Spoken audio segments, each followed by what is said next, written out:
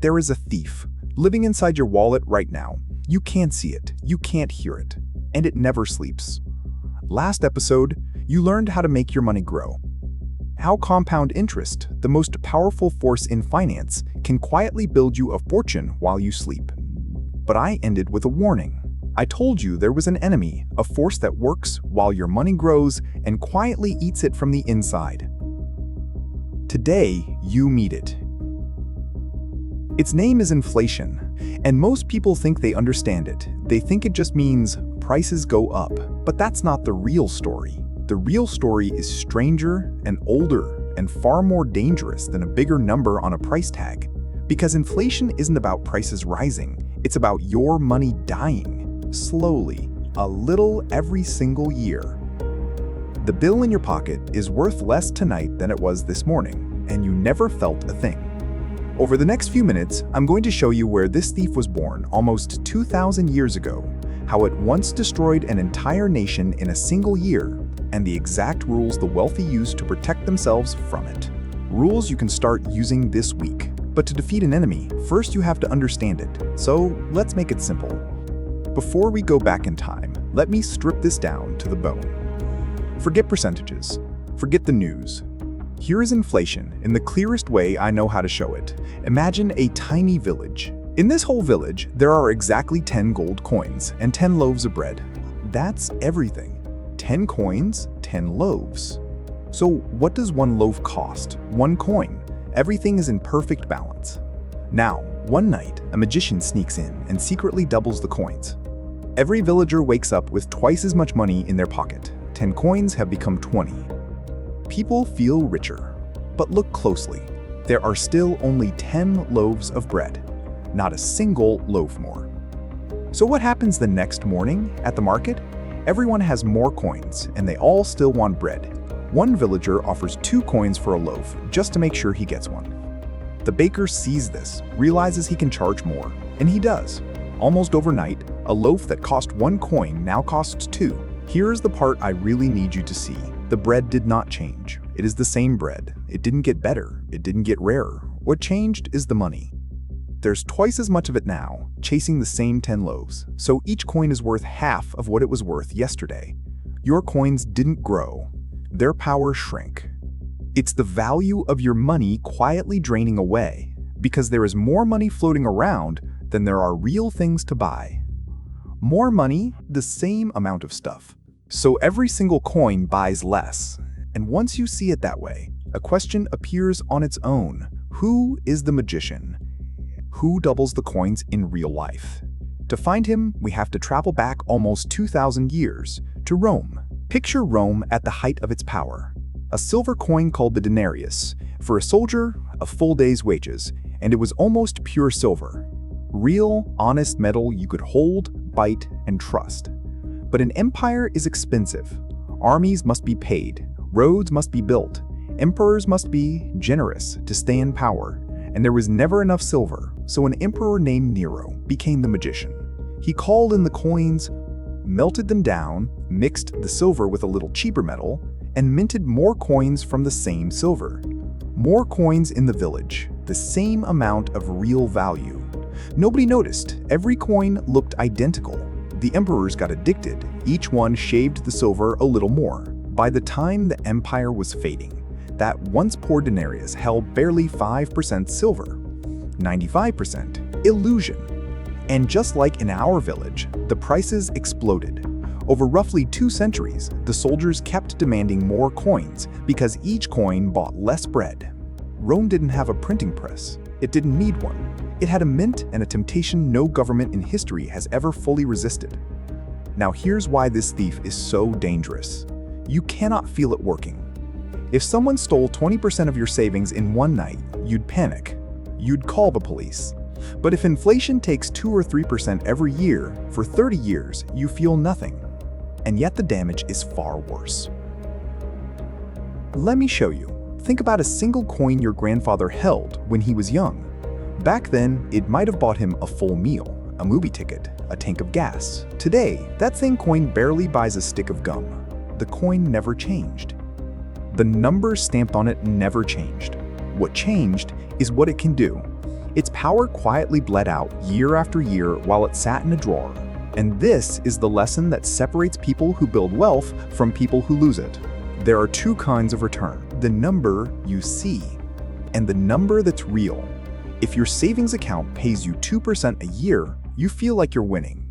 But if inflation is running at 4%, your real return is -2%.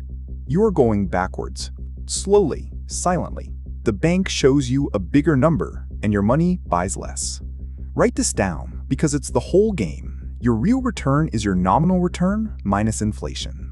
That's it. That's the formula the thief doesn't want you to know. Cash sitting still is not safe. It feels safe. It looks safe. But safe money, doing nothing, is the thief's favorite meal. Every year it sits there untouched, it quietly shrinks. And the worst part? It's about to get much, much worse. Let's jump forward from Rome, more than 1,000 years, to the 1500s. To Spain, at the peak of its glory. Spanish ships were returning from the New World, and their holds were filled with something that looked like pure victory: silver. Mountains of it, dug from mines across the ocean. Ship after ship, year after year, more silver flowed into Spain than Europe had ever seen. The Spanish crown believed it had become infinitely rich, but remember our village: more coins, the same amount of bread. As all that silver spread across Europe, prices didn't stay still, they climbed.